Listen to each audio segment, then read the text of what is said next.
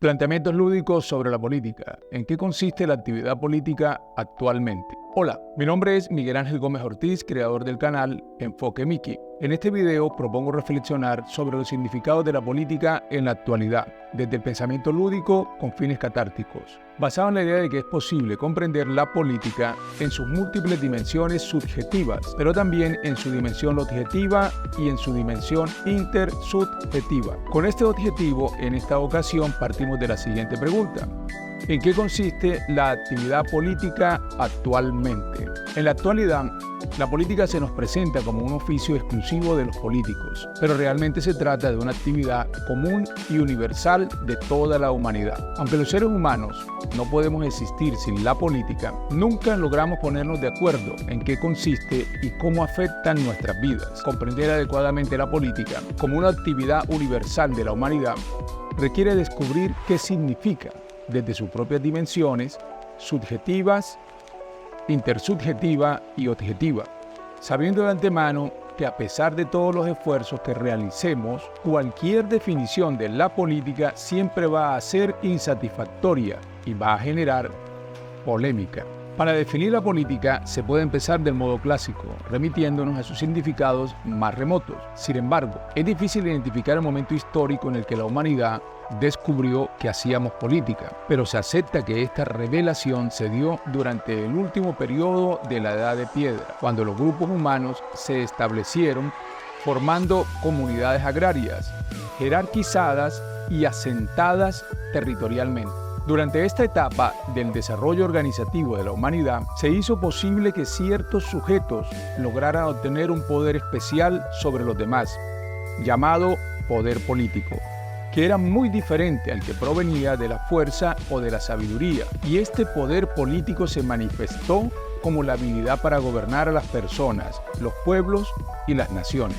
Durante la antigüedad, la actividad política ayudó a definir la naturaleza del ser humano. Es muy conocido que Aristóteles, el gran filósofo griego, pensaba que el hombre era un ser político por naturaleza, debido a que pertenecía a una especie social, con capacidad de hablar y razonar moralmente. Así la política se empezó a relacionar con la habilidad que tienen algunos sujetos para influir en los procesos de toma de decisiones sobre los asuntos que afectan la convivencia de la comunidad de pertenencia, con el fin de lograr el bien común y la felicidad de todos.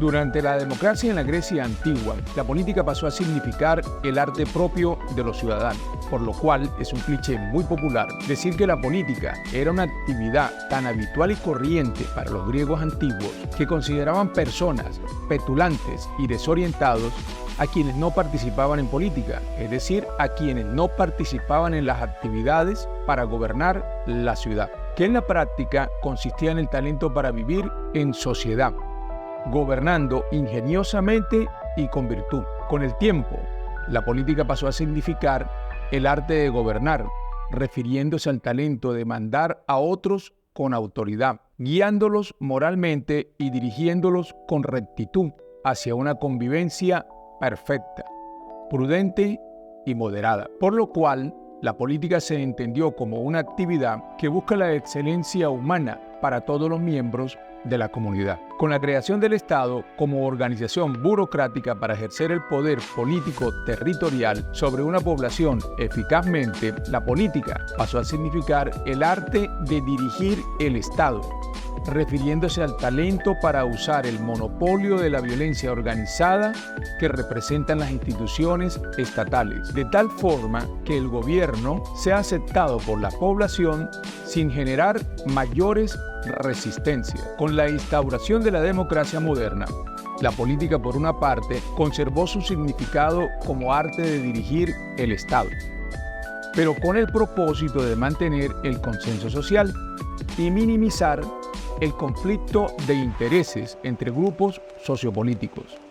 Por otra parte, también pasó a significar el arte de competir electoralmente por el poder político, que sería el conjunto de actividades que realizan los grupos orientados ideológicamente para conseguir ciertos objetivos de poder frente a otros grupos y el mismo Estado. Desde nuestra perspectiva personal, observamos que la política se presenta como una relación entre la subjetividad de los gobernantes y la subjetividad de los gobernados, adquiriendo casi siempre la forma de un espacio para expresar la propia subjetividad, con la intención de imponerla sobre los demás. Y actualmente la política parece la puesta en escena de polémicas ideológicas donde debe triunfar por aclamación popular una opinión política personal sobre las demás, situación que se proyecta hasta en la conversación cotidiana. Siempre que se habla de eventos y personajes políticos, empezamos con mucha calma y ponderación, pero casi siempre se termina en una discusión bastante acalorada. Incluso cuando estamos de acuerdo en algo, como que todos los políticos mienten, el desacuerdo entre nosotros empieza porque defendemos a unos políticos que mienten menos o nos convencen más que otros. Pero ¿por qué la política siempre es polémica? La respuesta más simple está relacionada con un aspecto sustantivo de la política, el ejercicio del poder. Por tanto, pareciera que toda conversación sobre política inevitablemente expresa una relación de poder. Y por eso, siempre que hablamos de política, terminamos en un debate, en polémicas que tocan nuestros egos de modo muy personal. En conclusión, la política pareciera ser una actividad que se realiza desde la subjetividad. Siempre está llena de paradojas. Da la impresión de que su naturaleza es la polémica, aunque estemos de acuerdo en su definición más sustantiva. No obstante, pensamos que la política también puede concebirse y construirse intersubjetivamente, como el arte de expresar discursivamente la propia subjetividad ante la comunidad política, como proyecto de convivencia válido socialmente, para el que se busca obtener un acuerdo temporal, racional y democrático. Muchas gracias por su atención. Nos despedimos, pero no sin antes invitarlos a ver nuestros videos sobre migración y vida cotidiana. Hasta luego.